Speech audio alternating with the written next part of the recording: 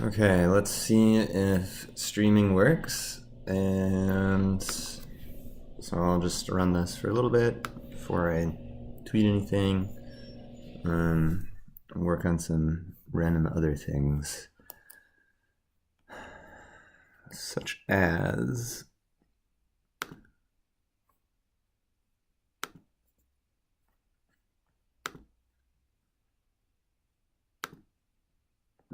what is it wanting to?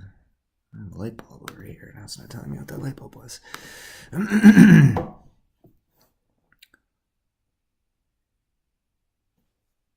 Okay, so I want to add like a flag or something to dump these files. Let's see if process.env.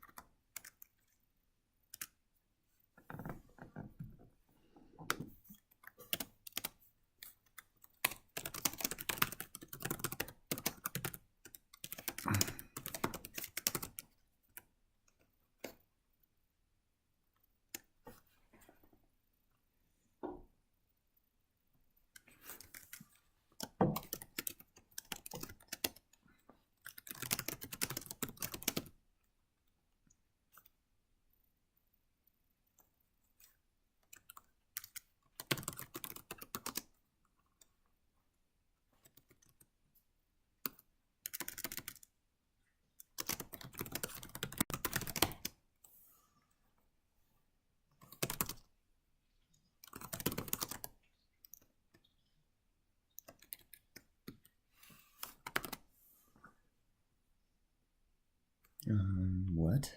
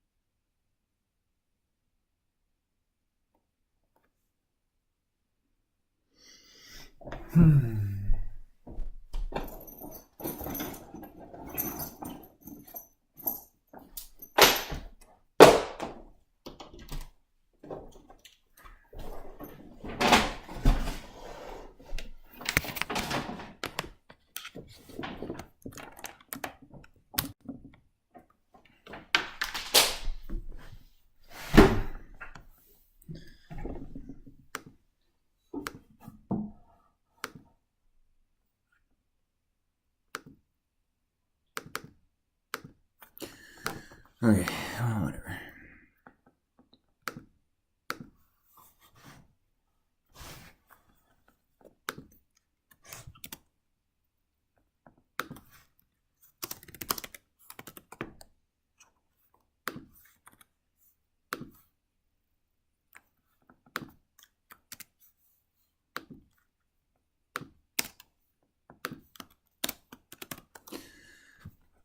Okay.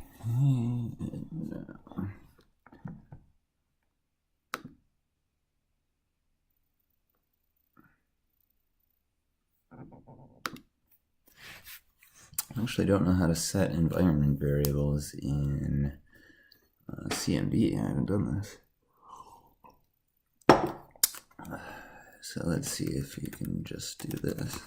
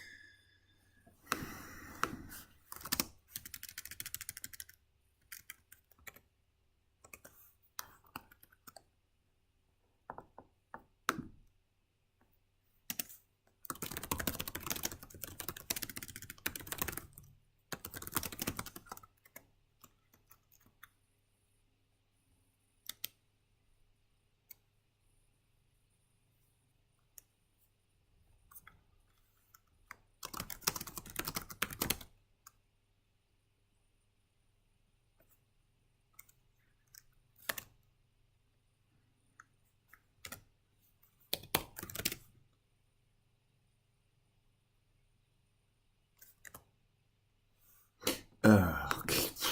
Oh my god, people. Oh my god. What is this? Control B.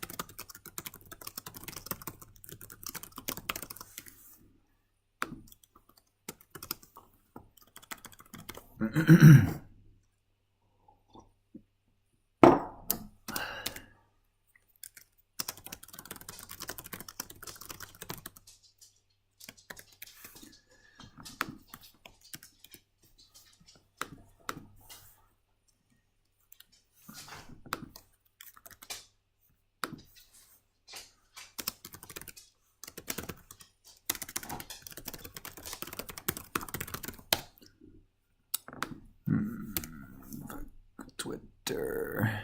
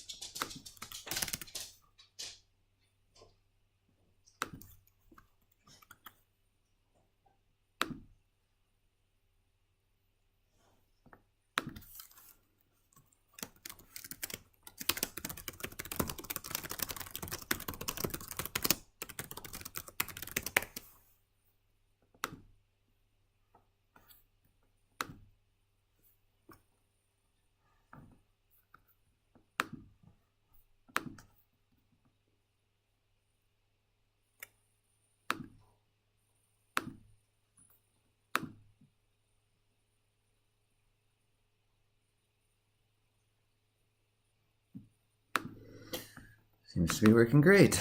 Okay.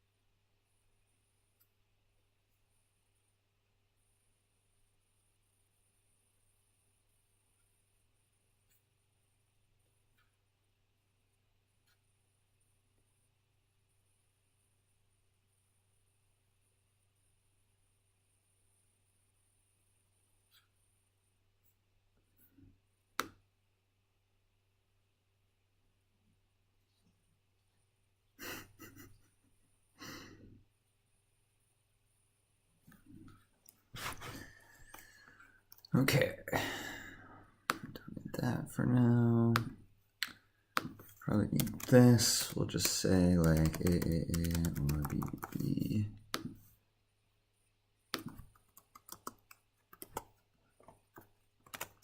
Sure this works.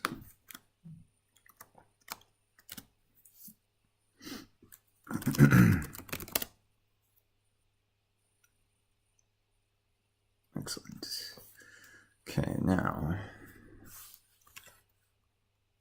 I want to dump the other pieces too, because I'll use that to describe how this works. Set context regex dump dfa equals 1, nfa equals 1, and js equals 1.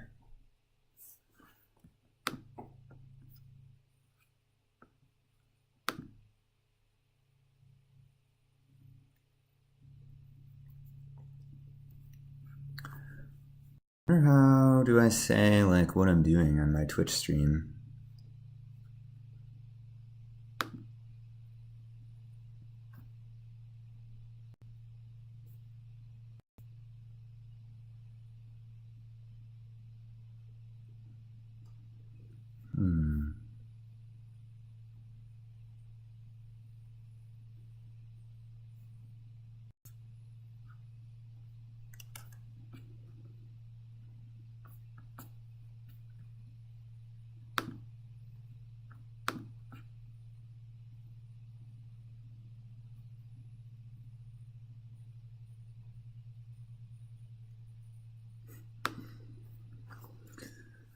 Okay.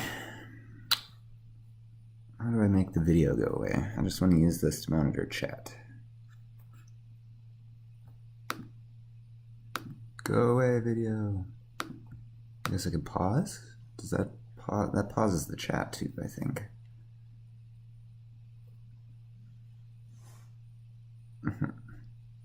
Whatever, fine, whatever. Okay, so in 5 minutes I'll start inking about how this regex engine works. Just let me grab some coffee.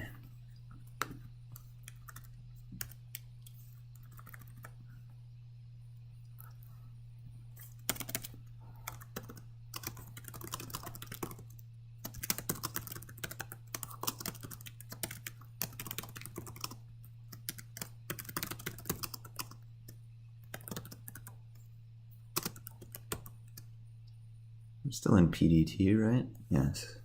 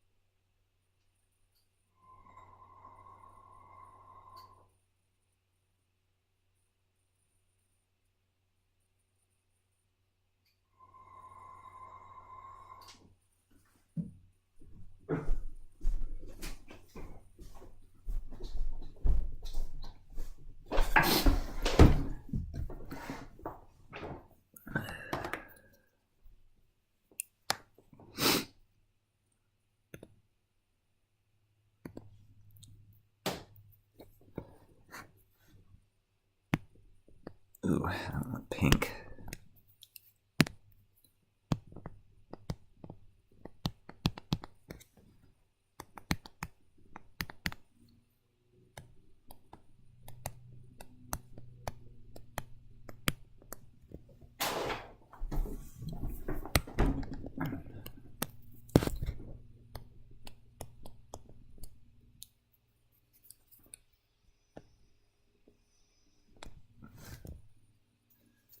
That is bad.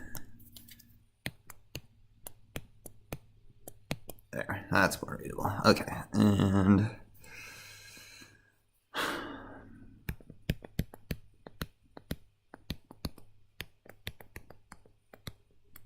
what do I use for the front end? Forgot.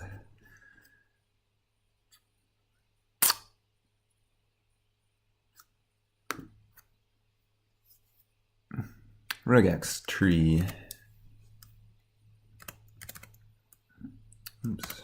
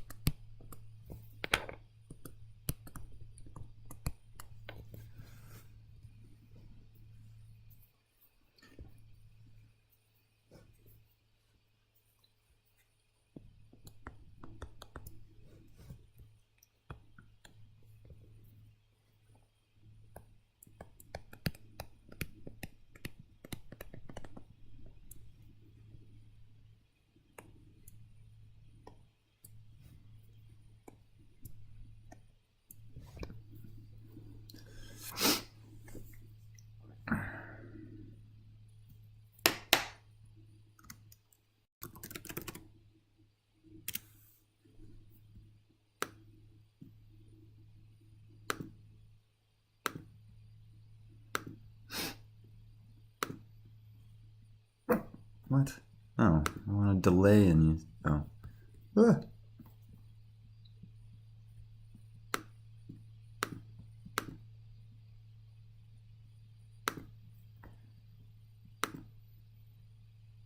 No, not fast. Okay, delay. I just want to tweet a picture so people know that I'm going to actually explain how this works, hopefully in a way that everyone will become like super excited about regex and drop what they're doing and just implement regex stuff all day. That's my goal.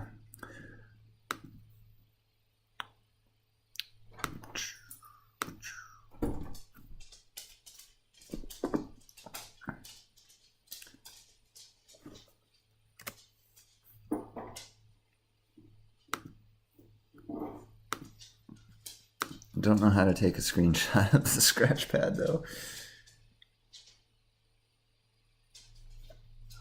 Uh-oh.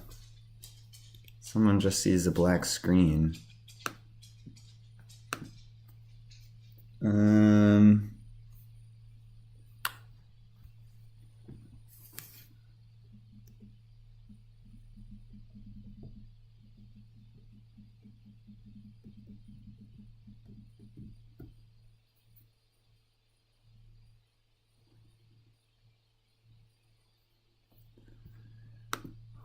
Oh, and on this thing.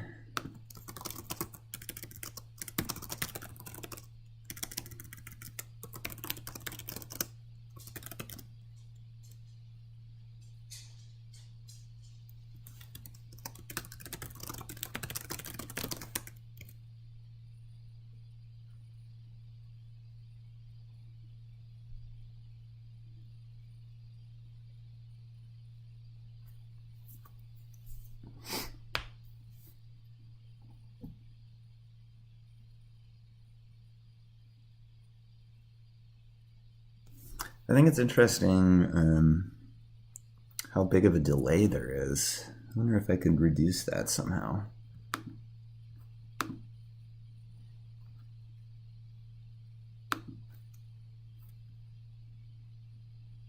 Audio is amazing even. Wow, I'm just using the Surface Book's mic, so I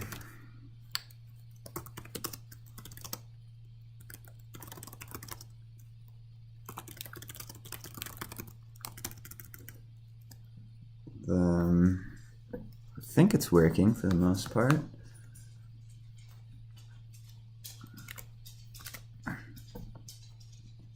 All right, I'm gonna start this. How do I get to my previous tweet? I don't know how Twitter works.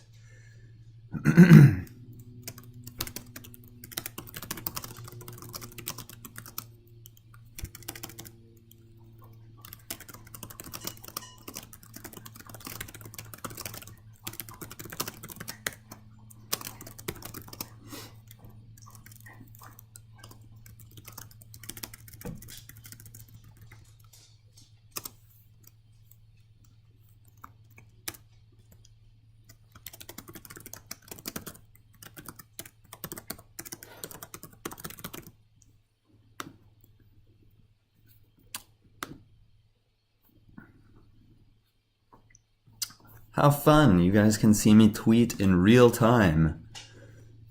Is the text okay? Because I could zoom in a little bit. It looks okay on my end, I guess.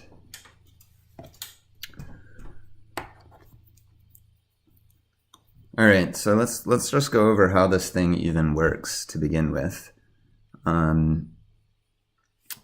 Well, so first, I guess I should tell you a little bit about the. Edge experimental doesn't work on Twitch. Okay. Interesting. File a bug on that one.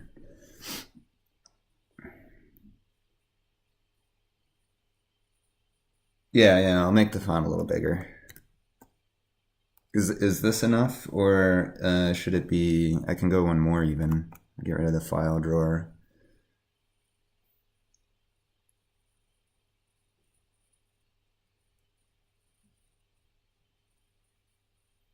How does that look?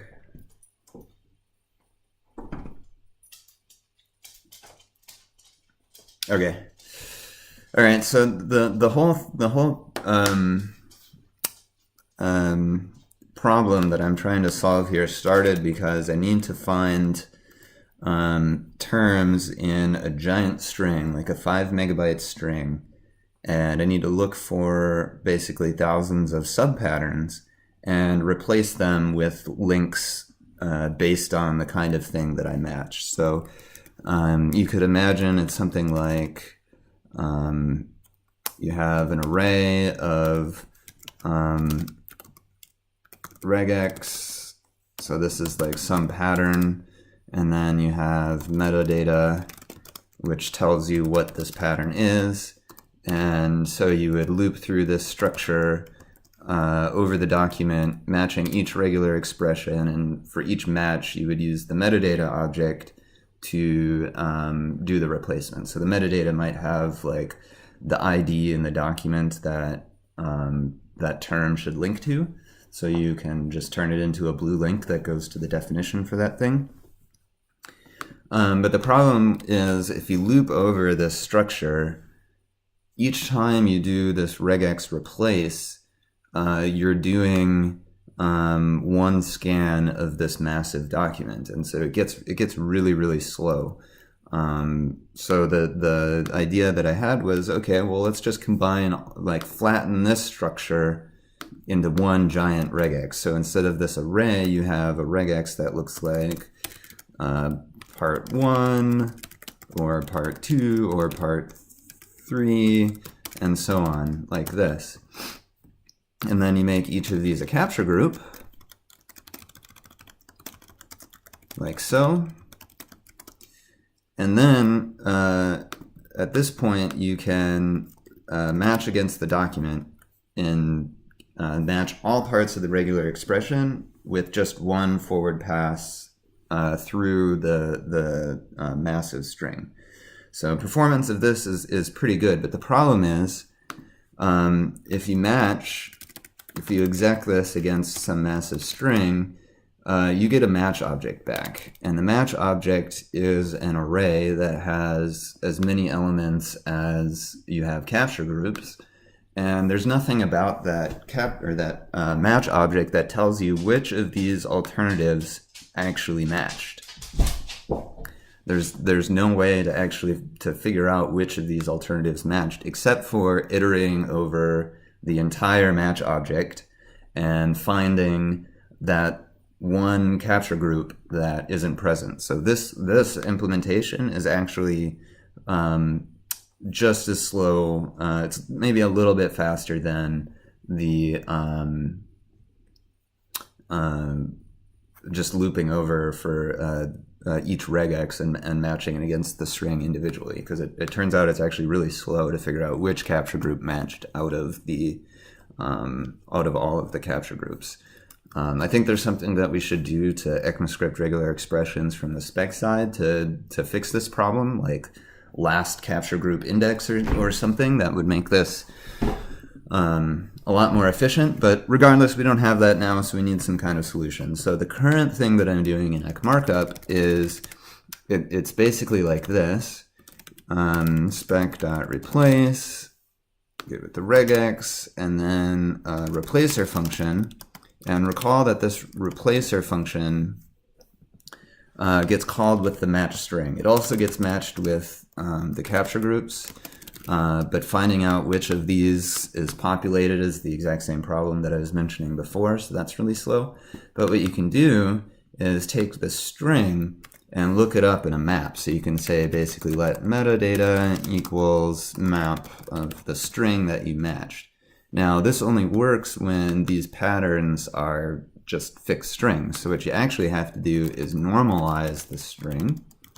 So like, let's say part 1 was X and then some space and then a Y. So what this is saying is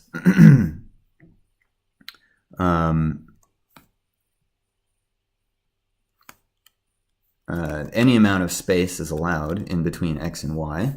And so what normalize would do is replace all consecutive white spaces with just a single space, for example. And so you can do that for all of the kinds of patterns. Like, for example, if you wanted to support dog and dogs, you would depluralize to normalize. So you could look it up in the map and just by its singular form. But the problem with this is, as you can probably tell, is that this normalization logic gets really complex. The more complex these patterns are, you have to like handle all of that in your normalization routine in order to be able to look up and see what you actually matched.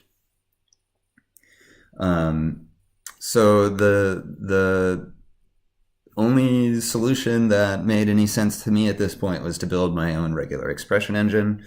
I'm probably a little bit crazy, I guess, for doing that, but it's been just an absolute joy to do. So let me share with you a little bit about that. Okay, so how this thing works. So you start with a regex, starting with this guy up here. Oops. And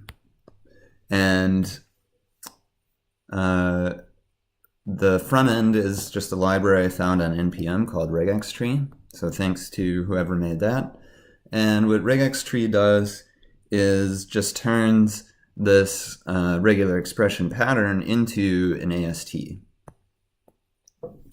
And the AST is useful because it lets us build a representation of the regular expression really easily. So the scheme for processing this AST is going to be basically a bottom-up depth-first traversal, where we'll just build matchers for each leaf, and then we'll move up and we'll build it for the next part up, and then for the next part up, and then when we finally reach AST, that the root, we have a representation for the entire regular expression. So let's see how that works. So given this regex tree here, oops, finger drawing, get out of here. I was hoping that, oops.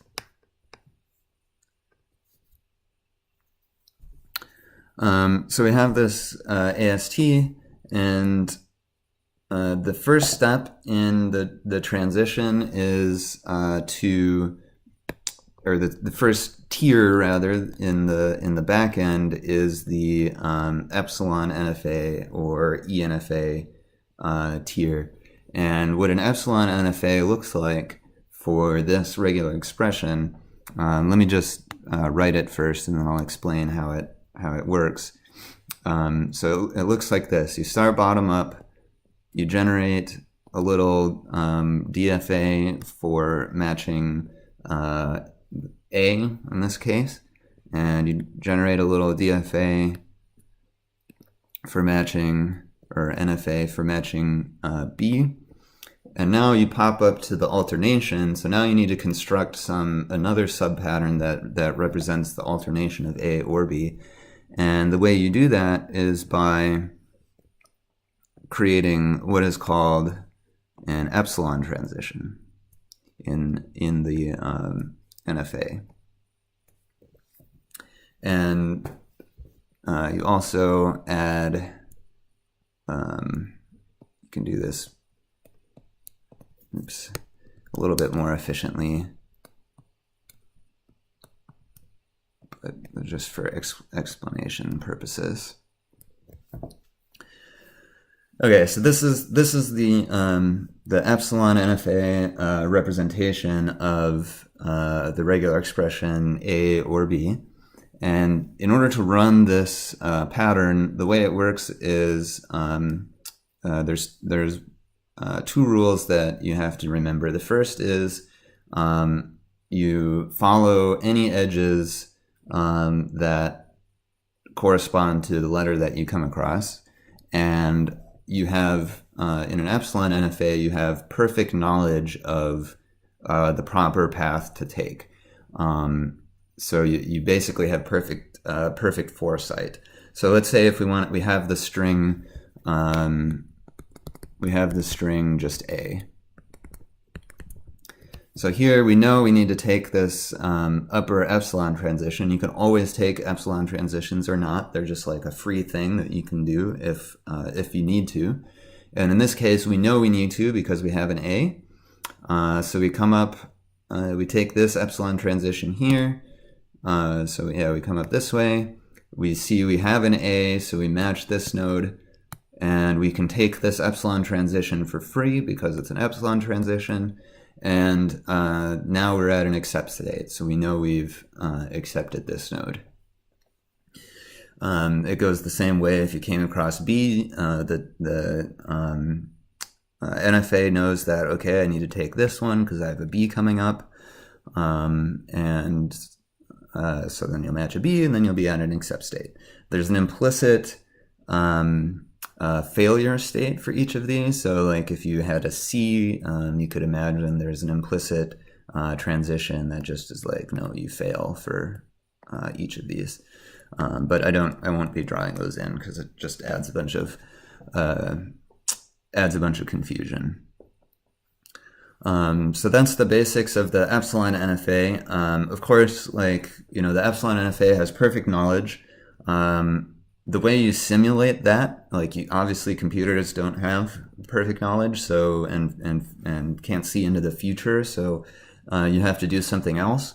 And the way you do that is by taking all state transitions at once. So everything that's possible to take, you do take it. So just to give you an example of how that looks, so starting off, you're basically at, let me number these, 1, 2, 3, 4, 5, 6. Okay, so starting off, you're basically in the superset of states 1, 2, and 3.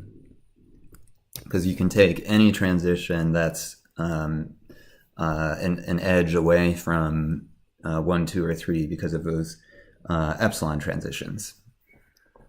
So from the superposition of 1, 2, and 3, if you get an A, then you're in the only state you can be in is for the superposition of 4 and 6.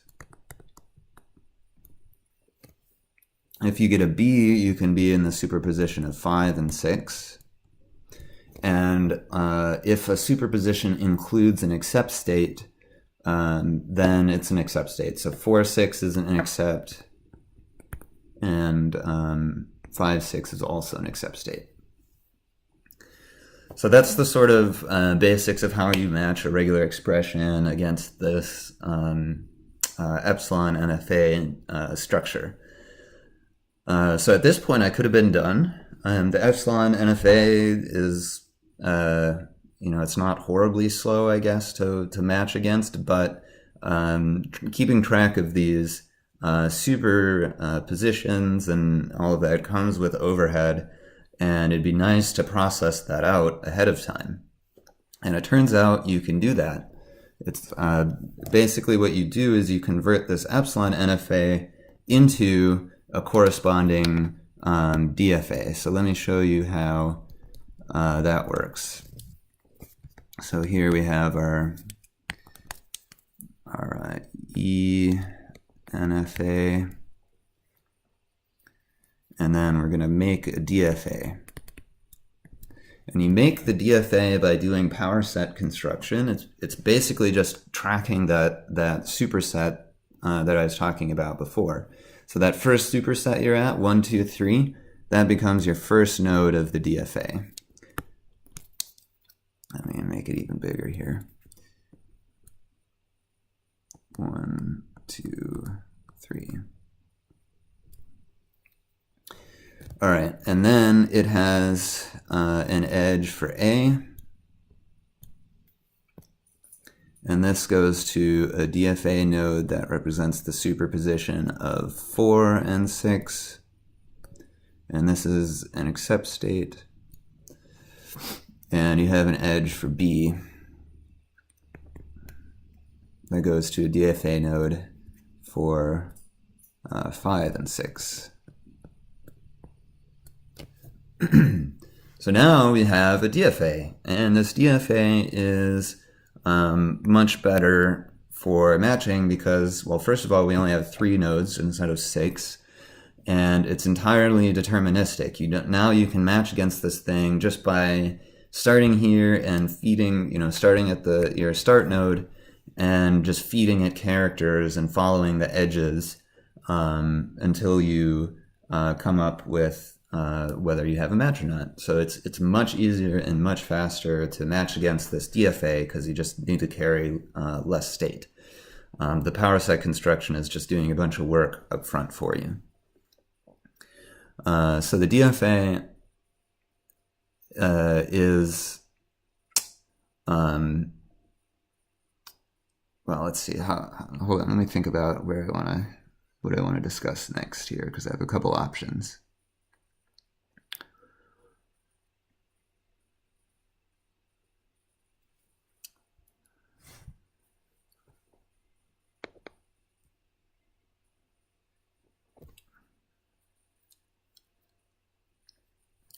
Okay, so I guess I'll just go depth first, really. So when we have this DFA, we can match against it. We just have basically some state that is a pointer to the node that you're currently on, and then you just keep feeding in characters when you traverse through it. But it turns out that that is still not as fast as it could be because you have a lot of overhead still. You're still doing probably set lookup on these characters, and like that gets especially difficult when, like, say instead of a B, this is a range from B to Z or something. In this case, you're not working with a regular set because you don't want to set values for each letter between B and Z, and sets don't represent ranges.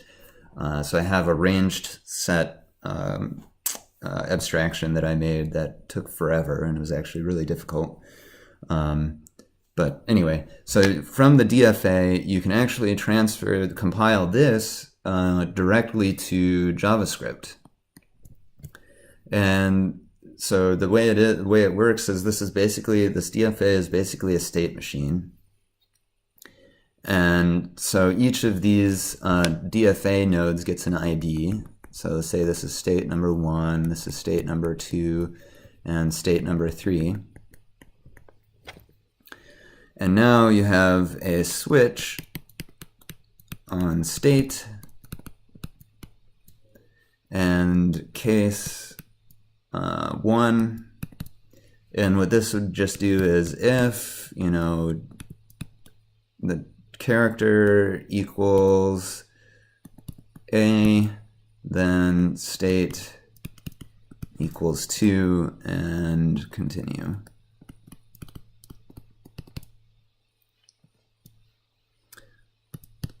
So that's the basics of how the switch transformation works. That's how you compile a DFA to JavaScript. Because you continue the loop, now it's case 2. You're going to be running a different if statement, or actually in that case it's a success. So that's the entire pipeline. You go enfa to DFA to compile switch case construct. In between, there's some optimizations in play. For example, in the DFA node, in the DFA tier, if I have like a DFA that looks like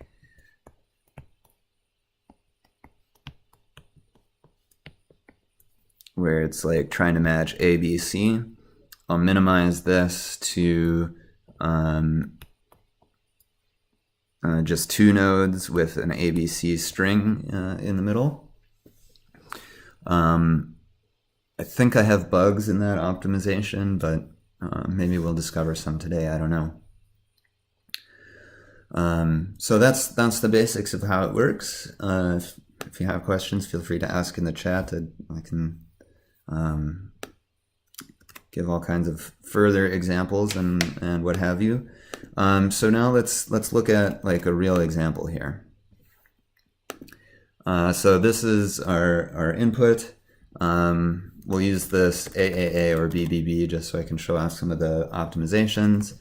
And I have it dumping a whole bunch of various data structures, and we're gonna run this match. So we found BBB at index 3, which thankfully is correct in this case. So we can dump the AST. So this is what the AST looks like.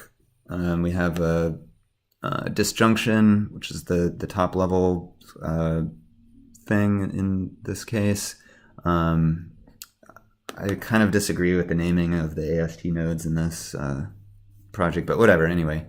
So you have a disjunction. It can be one alternative is AB or AAA, and the other alternative is BBB. So this is that JSON structure. So then the first thing that we create is the NFA.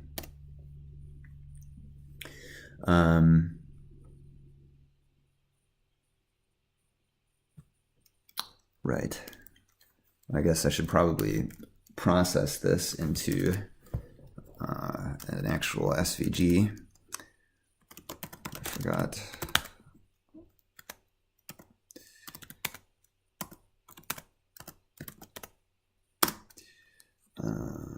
NFA. I think it's this.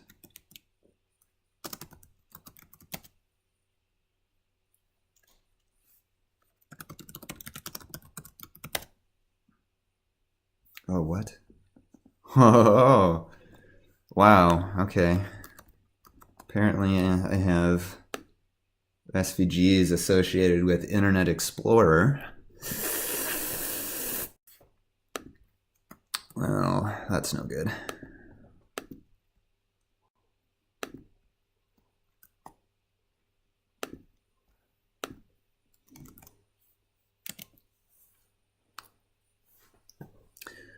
Okay, so here's our epsilon NFA for this node, or for this regex, AAA and BBB. So pretty straightforward. And then can get the DFA.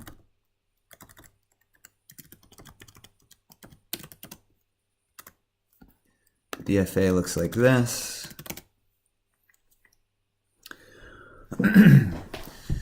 Notice that it was only able to collapse the tail end of both patterns. Oh, interesting. There's alt text Oh, very nice. GraphViz is awesome. I love it. I love it so much. Yeah, here's our DFA, and then let's see. I'll leave this up, and we can look at the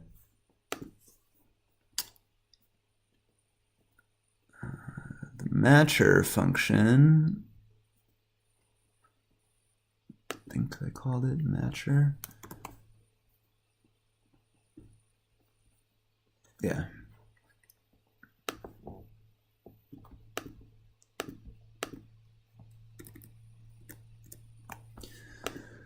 Okay, so this is the matcher function that I compile on the fly. Actually, let me save it, and Prettier will format it for me. Thank you, Prettier. Very nice. Okay, so here's our outer loop. It turns out that the for loop is faster than a while loop because of bounds checking. Like, I've optimized this thing just to a crazy degree. So things like using a for instead of a while happen to matter. We get our character out, and then here's our compiled case leg for this n0 state. So if it's 97, we go to state 1, that's this node here. If it's 98, we go to state 3, that's this node here. And otherwise, we break because we have no match. Case 1, so here we've got the representation of the collapsed node where you have two A's in a row. So this is what the emit for that looks like. And if we find that, we go to state equals 2. And we have to update our position in the string because we check 2 at a time instead of just 1 at a time. It remains to be seen whether this breaks the bounds check elimination in JITs. I don't know if Benedict is watching, but if you are, let me know if this is a bad idea. Anyway, so here's our success state, which is N2, so we just set this last match metadata and break, and since we have the last match, we're just going to return it. So that's how we compile a regular expression to JavaScript, end to end.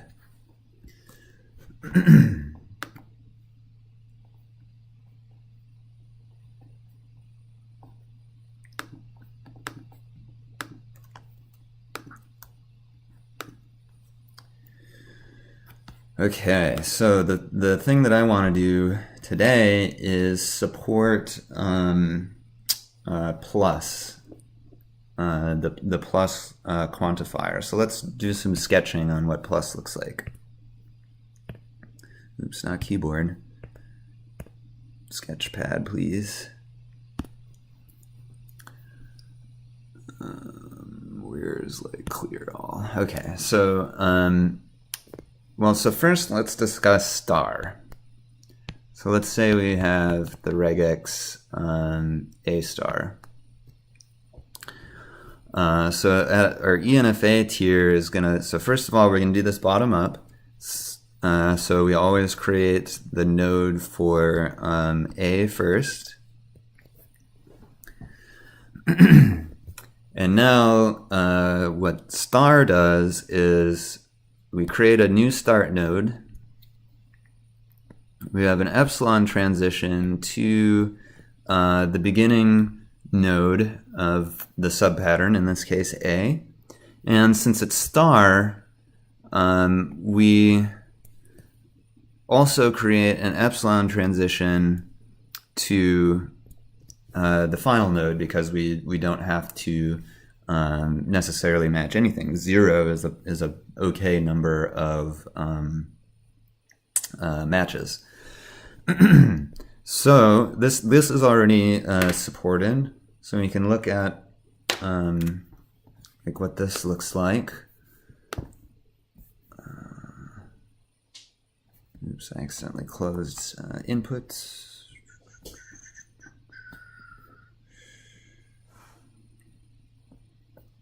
Input.txt. So let's just look at what A star looks like.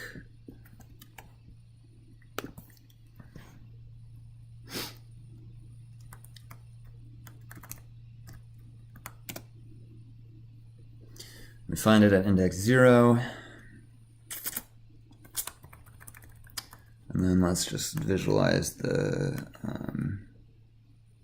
NFA.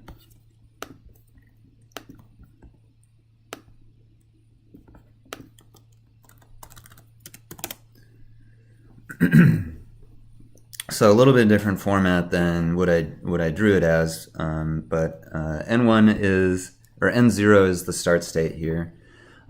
So we can take an A, and in which case we get a free transition to the accept state. And if we have an A, we can also transition, take a free transition back to the beginning, and then match another A. So the interesting thing to note here is that I could implement this as a desugaring. So if we look at our A star pattern, if we change this to A plus, this is actually a desugaring to A followed by A star. So that's one way that I could implement this pattern, is I could just copy the sub-pattern, duplicate it, stick it out in front, and then put the star after it. But that makes the bigger the ENFA, the more memory you use, so you want to try and use as few nodes as possible. So I don't think that this I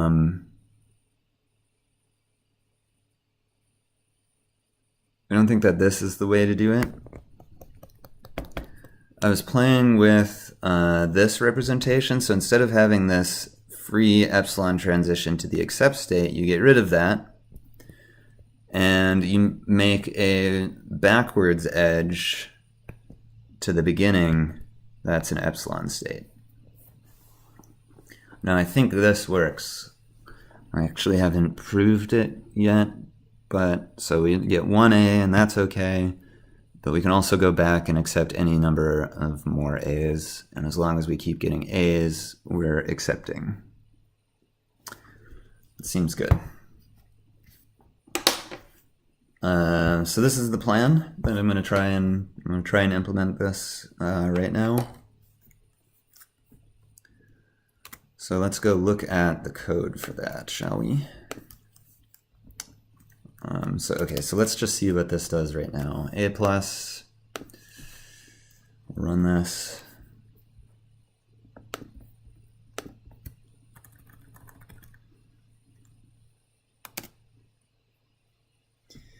Repetition with Quantifier plus is not supported, it yells, and it is correct. So let's just start from the top. So here's our starting point. Oops, Brian is not grabbing coffee. Get out of here. Ooh, but could use more coffee in a sec. Okay, so we start here. Match our input. This is just processing this input file. Create a new pattern. And so the API that I'm going for this library is that eventually you'll be able to say p.match of multiple sub-patterns, and it'll just put them together into one big pattern and give you the right metadata object. But I'm not supporting that yet. That's the next thing that I'll do. So right now you can only do p.match once, but okay, fine. So and then the compiling of the pattern is what actually goes and makes all of the various state machines and stuff. So let's go look at that.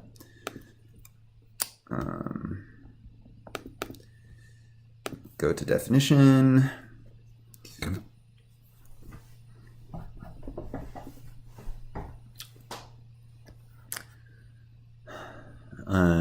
So this is just joining all those parts together. Actually, I guess I do support multiple parts right now.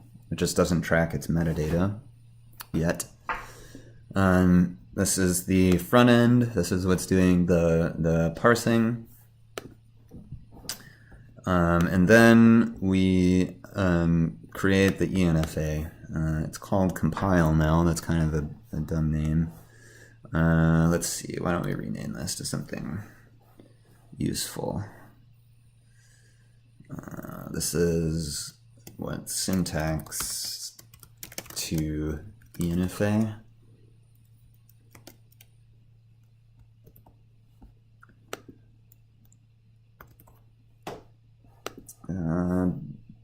Okay, syntax to ENFA. And this is a special case of repetition.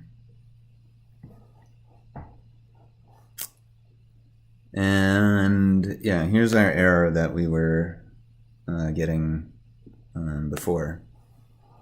So we need to handle another kind. But first we should probably refactor this because I don't want to put all of the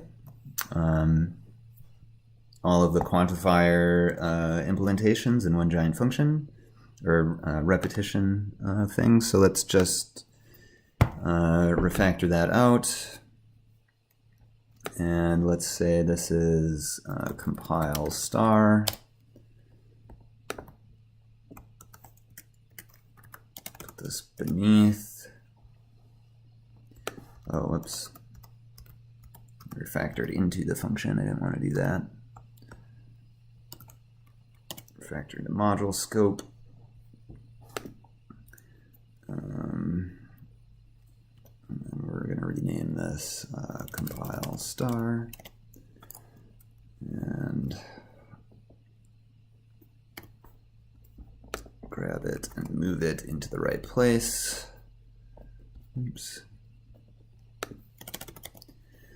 Okay, and else if quantifier.kind is equal to plus.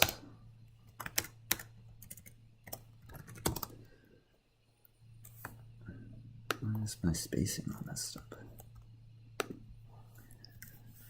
Return compile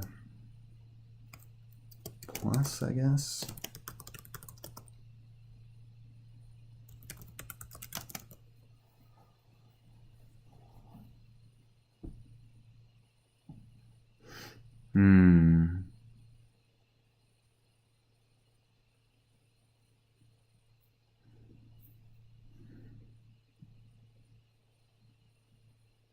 I guess I don't really need to create the start node right away. I'm thinking I could just do that in each, whatever. And this is this guy.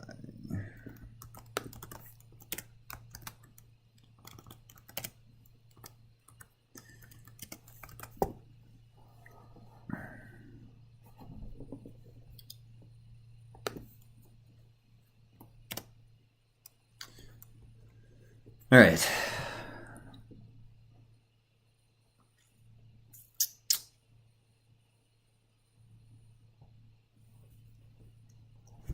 So let's just go through star. So first we know we're going to have to return this.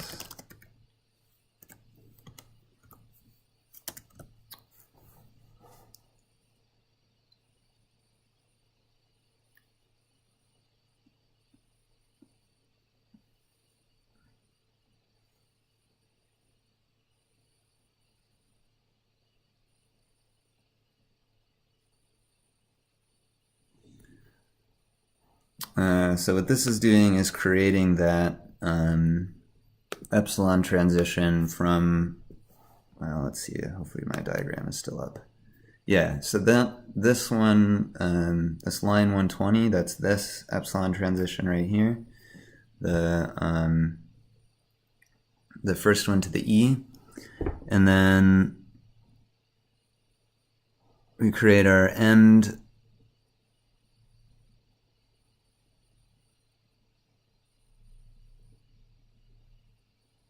Okay, and then we create a epsilon transition from the start to the end.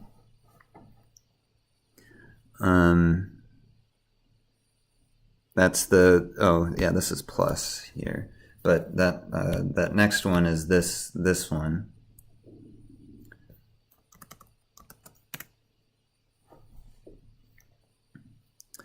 And then start that edges push. Oh, right. Yeah, that's just adding that edge. And then for each of the subpatterns ends,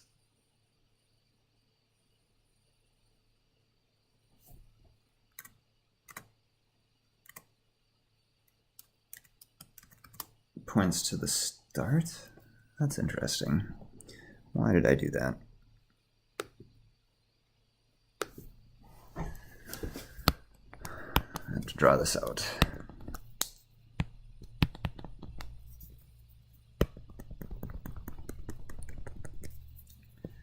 Okay, so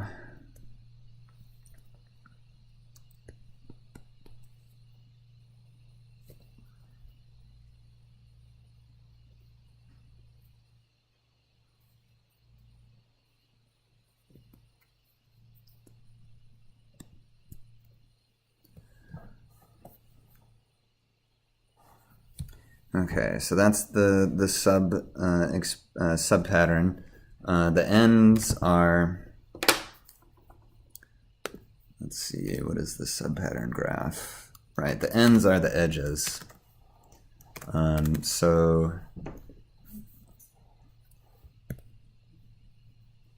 let's see here.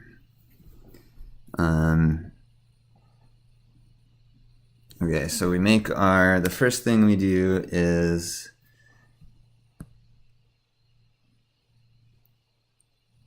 we make a new start node.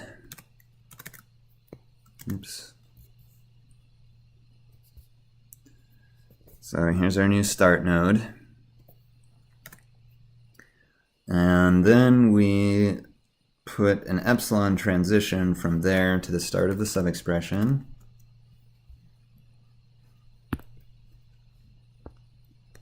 So we got this guy. Then we add a new epsilon transition from the start to end. So we basically, oops, I keep doing that. We create a new epsilon transition like this. That becomes an end. And then for each of the subexpression ends, we point it at the start node. That was the part that I was confused at, so let's see what that looks like. So that's basically saying this guy goes and goes back to here.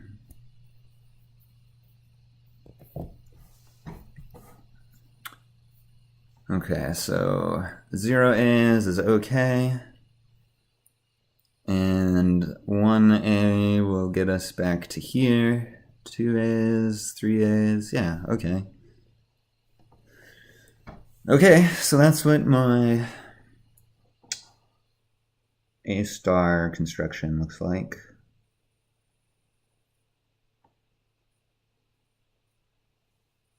Now to make this plus, we can't do this.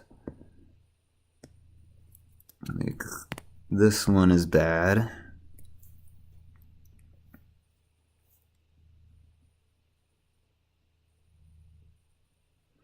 We also don't want this initial epsilon transition here.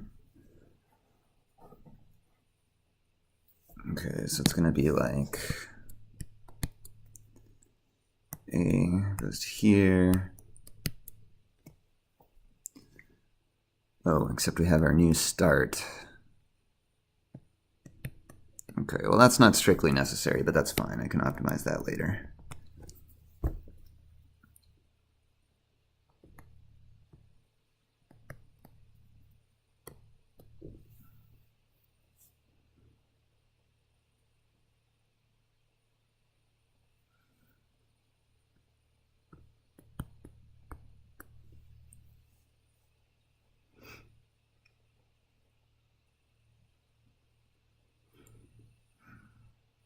Okay, so I need to make a new start node, a new end node.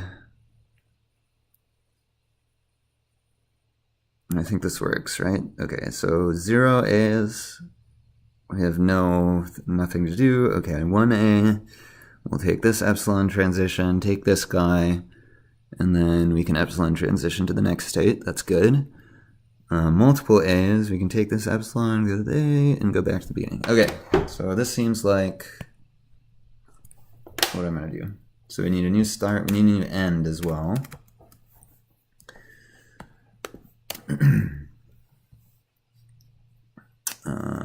So we'll say const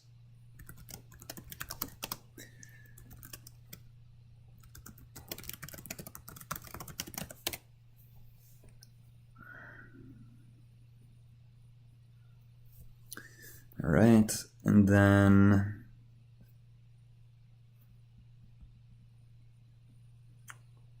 we need to create our epsilon transition from the start to the end, so we can just kind of copy, or from the new start to the,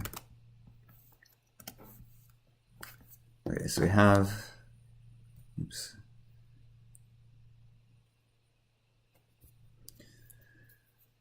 So we just created,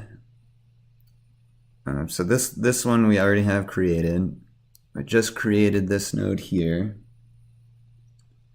and this edge here.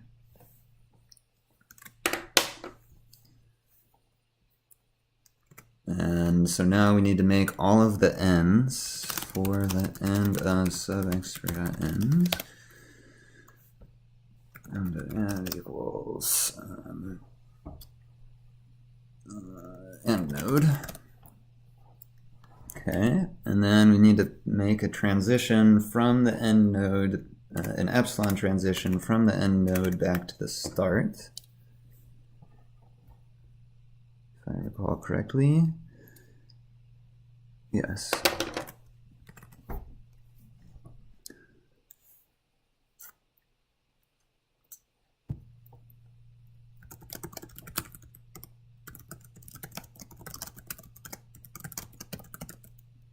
Epsilon, and this goes to start.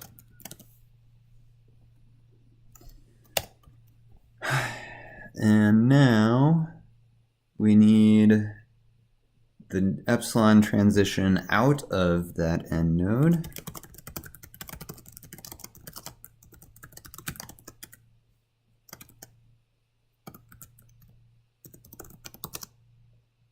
In this case, it's null because we don't have the next node yet.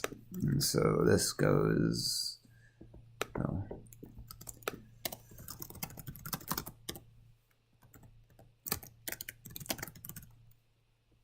And the ends are out edge.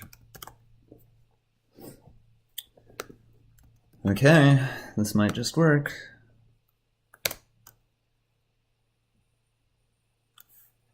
Oh my god, index 0, is that right? It is.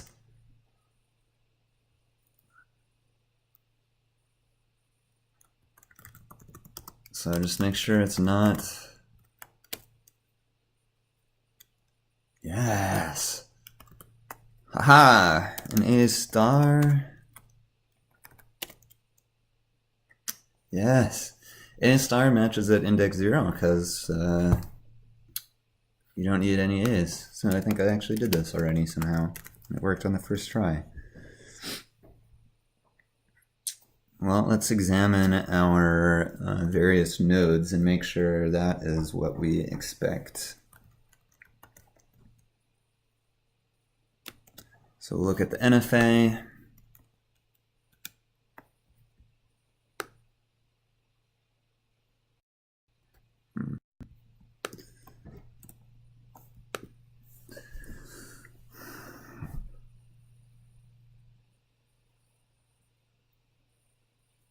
Yep, seems right. Right? I don't see a way that it can break. Okay, and then let's see what the DFA looks like. That'll be a lot easier to tell if it got hosed.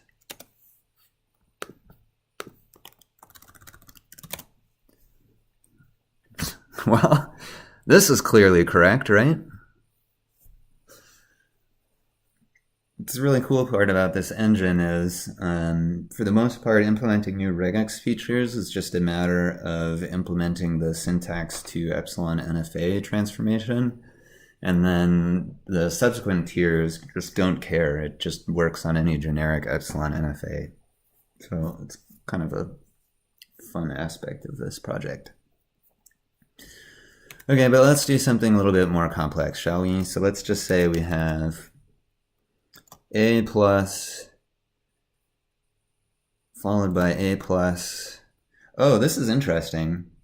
So there's these kinds of patterns are really hard for a backtracking engine to do, like A plus, A plus, A plus, A plus, plus. So they run really, really slowly. This implementation just totally blows backtracking engines out of the water. The problem with this is, in the failure case, you end up trying every possible permutation of acceptable numbers of A's. But a DFA-based regex engine is actually matching all possible matches at once. So it doesn't suffer from the same problem. So let's see what this guide looks like.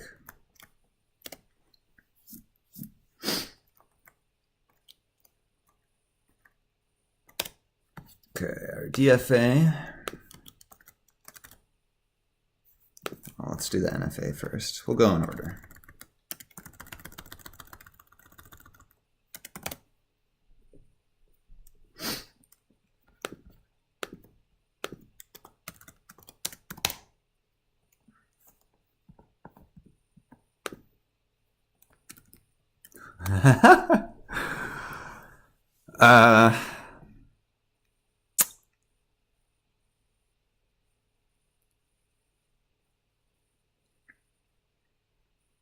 I don't really know how to tell if this is right. Someone look at this and tell me if this is right. I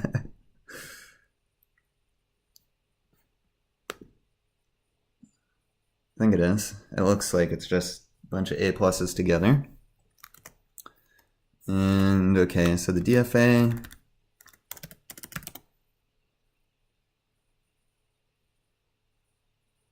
What?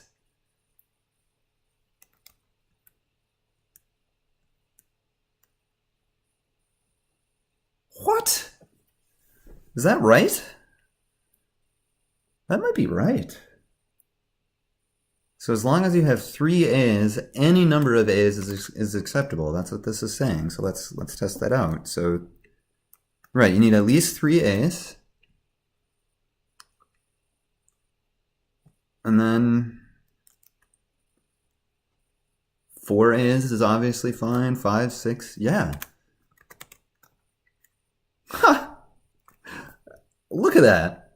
You have this super complex pattern, and it boils down to a 2-node DFA. That is really cool. This is why I love working on this project. There's a lot of really surprising things. Okay, so that turned out to be less interesting at the DFA layer. So why don't we say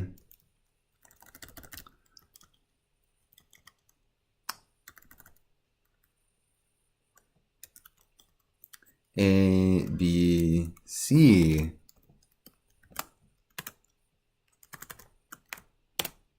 Oops, gotta run it first. And we didn't find a match, which I expect.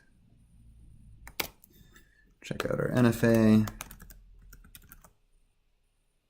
So this looks the same, except for you have this B edge here. Now the DFA, I suspect, will be completely different. So let's see.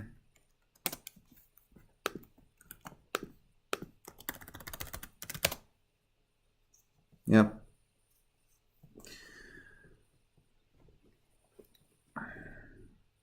Okay, so you need an A, and then you can have any number of A's. You need a B, and then you can have any number of B's, and then you need a C, and then any number of C's, and that's a match. But if you come across an A, then you can go back to matching a bunch of A's. That is so cool. That is so cool.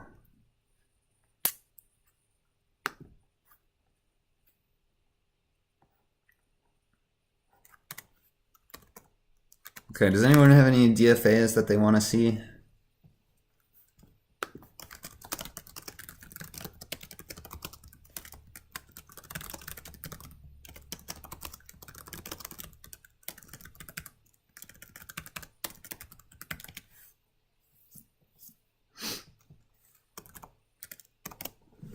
All right, getting more coffee. Be right back.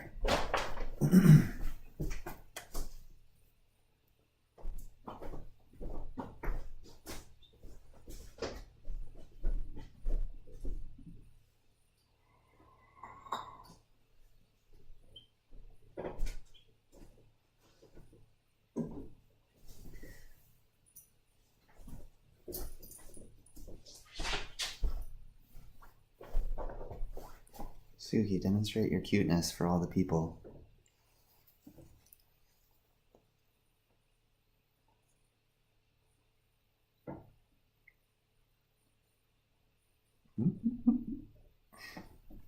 Such a cute dog.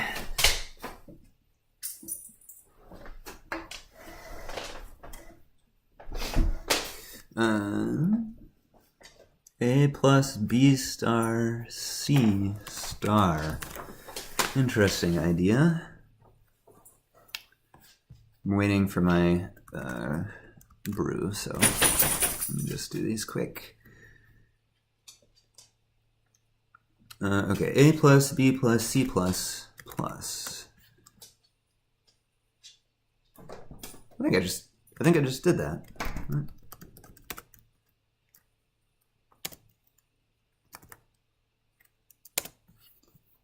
Right, that's this DFA. Yeah, that's this DFA. Unless did I misread A plus B plus C plus, and then plus that? Okay, so this suggestion is A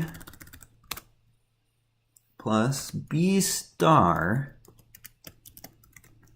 C no plus, and star this whole guy. Okay, this will be interesting. So this should match like ABC, right? And also like AC and AC ABC. Like, okay, so that should match AC ABC. Let's see if it does that.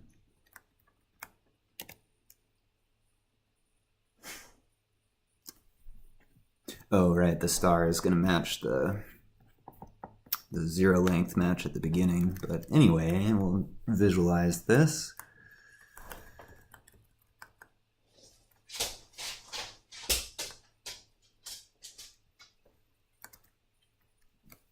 We'll do the NFA first.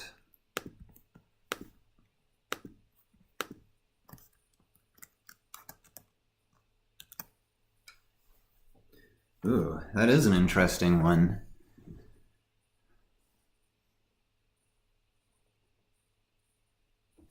What is this pattern? A plus. So you need at least an A. So that's, I guess, here. Now I'm going to do a cool thing.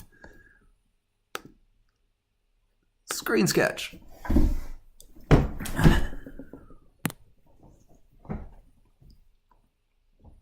So let's see. Oh, wait. Yeah, B star plus? I guess so.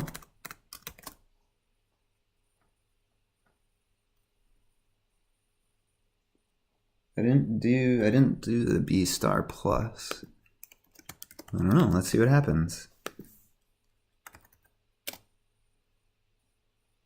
No. That's a syntax error. Okay.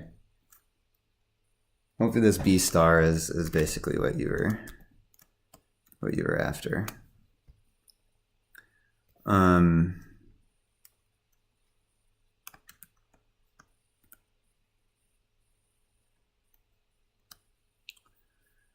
Okay, so we have an A and a B, and we need at least one C to match. This is really interesting. We end up back at beginning, but okay, so let's look at the DFA. This seems right.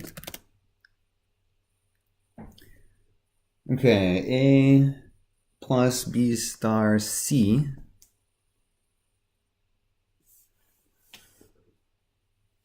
What's with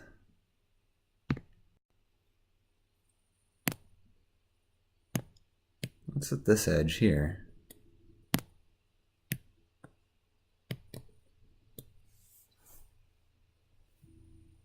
Oh, whoops. Okay,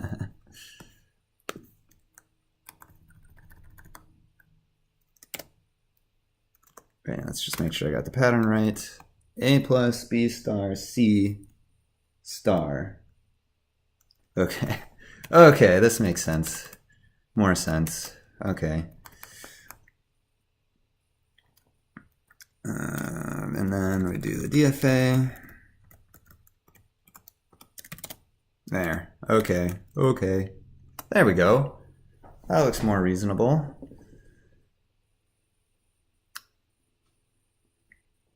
A. At least an A. And as many of those as we want. 0 or more B's. Oh, that's this backwards edge.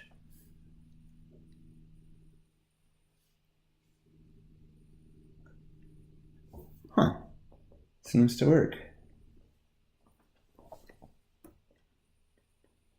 Can I just say how awesome graph is?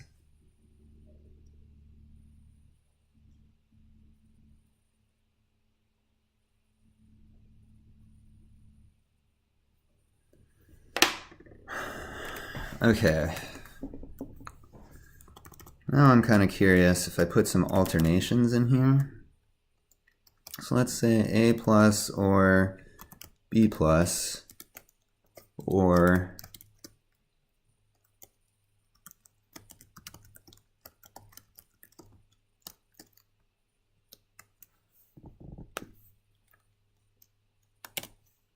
oops. Should really write a batch file or something for this process since I'm doing it all the time. That is so cool. This is seemingly correct. Okay, fine. And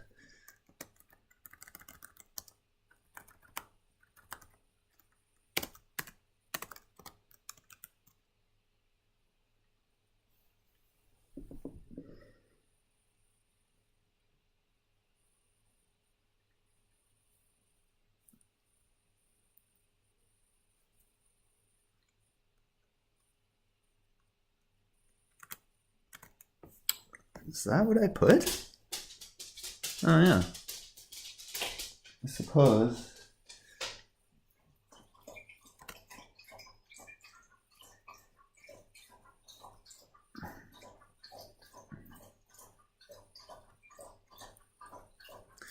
Anyway, I could put in patterns all day and mess around with them, but